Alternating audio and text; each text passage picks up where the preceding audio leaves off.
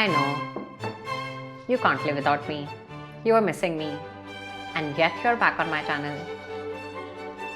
Hi! So you want to know 4 things about a career in venture capital that no one told you about? Then it's fine.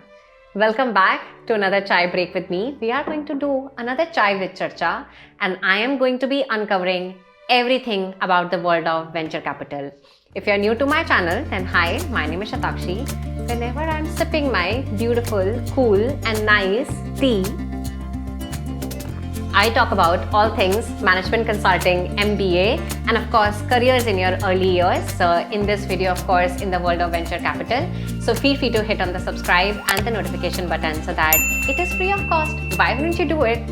But if you didn't do it till now, then hit on the subscribe button so that with that we get started. 10, 9, 8, 7, 6, 5, 4, 3, 2, 1, 0.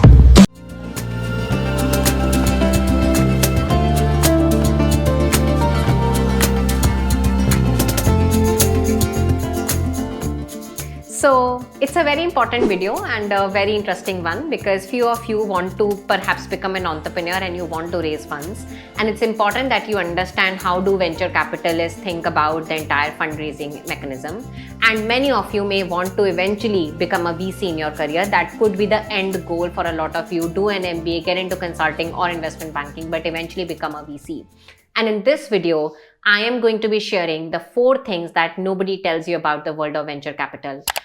Because I have not professionally worked in the VC space, I reached out to a lot of friends of mine who are working in Sequoia, who are working in Excel, and in fact outside as well, outside India, and I interviewed them and I asked them a lot of interesting questions about the world of VC. And of course, because I'm a full-time entrepreneur, I've been in a lot of interesting chats with a VC. We eventually decided that we want to continue to doing it actually full-time, but I have had a lot of direct experiences with VCs. With that, let's get started. So first and foremost, let's talk about the work responsibilities. So VCs actually, first and foremost, you need to understand it's not their own money. Many a times when as entrepreneurs we are reaching out to venture capital, we think that it's their money and they are going to shell it out to us. No, they actually raise money from a lot of limited partners, family investments and endowments, and they eventually circulate that money or invest that money in multiple kind of organizations. So for example, what they do is they advise, they share their network, and they actually interestingly fund early stage and growth organization. What could be the multiple stages in which VCs actually invest their money? It could be seed or pre-seed money. That is when if an organization, if VCs actually invest their money, they could get as good as 100x return. But of course, at this stage, they put in less money and they get more equity, but it comes with a lot more risk. The next stage could be the growth stage where they put a little more money, but they get less equity relatively because the organization and the money amount could vary as well. But they get relatively less equity and the risk appetite also goes less. And the next one is late stage. There you get less equity, but of course the risk is less as well. At this stage, the kind of return a VC would get could be around 10x as well. Eventually, VCs are looking for a return on their capital. So they are always looking to exit. That exit could come in the form of a sale that eventually that startup is sold to some another organization, or it could mean IPO as well. VCs typically get a return on investment in the time horizon of 5 to 10 years. So that is what the entire work horizon of a VC looks like. So that's section number 1. With that, we move to the day-to-day responsibility of a VC. So you typically pick up an industry as an analyst. You could pick consumer tech, you could pick ed tech, you could pick health tech as well. And what you do on a day-to-day basis, the most important role, of course, is sourcing new deals. This could mean that you're sending a lot of outbound emails. You are actually responding to a lot of warm or cold emails that came your way. You're actually participating in a lot of networking sessions that are taking place in the world of VC and in the world of startups as well. So that's one of your main important important role as a VC. The second one is due diligence. Many times, interestingly, due diligence is outsourced to management consultants as well. And many a times you might be doing it in-house. That means that you're looking at the pitch decks, you're looking at actual financials of an organization, you're making sure that their operations are healthy and whatnot. The third one is that you're looking at the operations and you're managing the portfolio.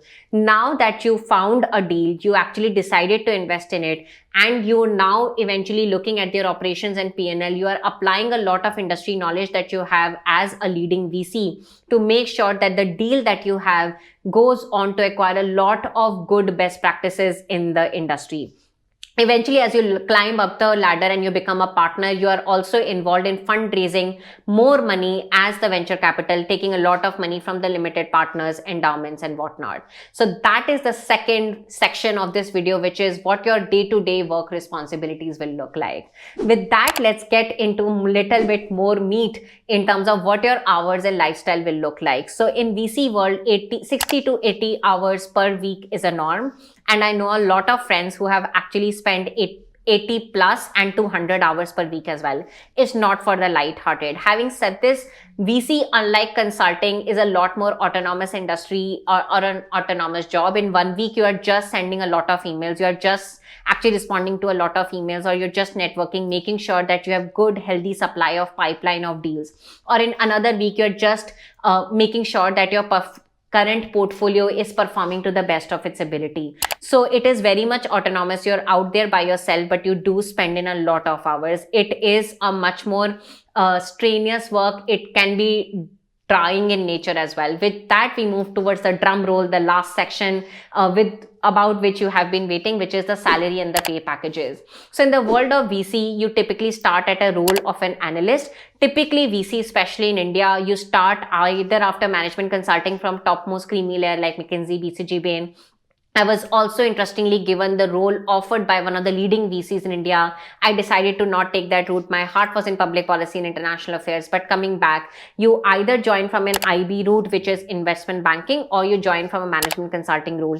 In abroad, as in US, you could join at a role of an associate after the top Ivy League program. So from Harvard, Dartmouth, Tuck, and Stanford, you could join a venture capital fund after your top Ivy League program. That is where you join at the role of an associate. At an analyst level in India, the average pay packages and the CTCs are looking at 27 lakhs per annum. And this could, of course, vary from organization to organization. And of course, your carry on as well. Carry on is kind of a bonus at the end of the year. So that is the fourth section. Before I wrap up this video, I wanted to share my own personal perspectives and views on VCs. So there is this famous celebrated Indian American Vinod Khosla, who is a venture capitalist himself. He has his views on who should become a good VC, and I'm completely aligned with it, which is that he doesn't hire any analyst or an associate who's not himself been an entrepreneur before, which is that you're not at a stage, you're not having the credibility to give someone some funding or to advise him or her on his or her venture had you not been an entrepreneur before. So VC, very interestingly, was started in US, which is where typically, if you had been an entrepreneur, if you had sold your startup to someone else and now you wanted to come back to corporate, then VCs would typically attract a lot of ex-entrepreneurs or founders. However, what is happening in India, it has become more of a pedigreed work that if you're from MBB or if you're from certain class of degrees, then you will become a good VC. I don't think that is really the right way or the genesis in which VC should take place, at least in India. And I think that is where good angel investors in India are really disrupting this space, which is that they understand entrepreneurship, they understand what equation would funding eventually play in the larger role, and they can actually advise you correctly as well. It is just beyond the scope of my thinking horizon. How can someone who is just having 2 to 3 years of experience in the industry, right, can advise an entrepreneur? Entrepreneurship, literally, as Reid Hoffman says, is that you're assembling an aircraft as you're jumping from a cliff, right? Someone who has never done it before, how can you advise him or her? So that's my views, of course, very much aligned with Vinod Khosla himself as well. And that's my chai break with you. I know that you love being on a chai break with me. I hope that you're making sure that you are having your tea as I am having mine. And that's my time with all of you.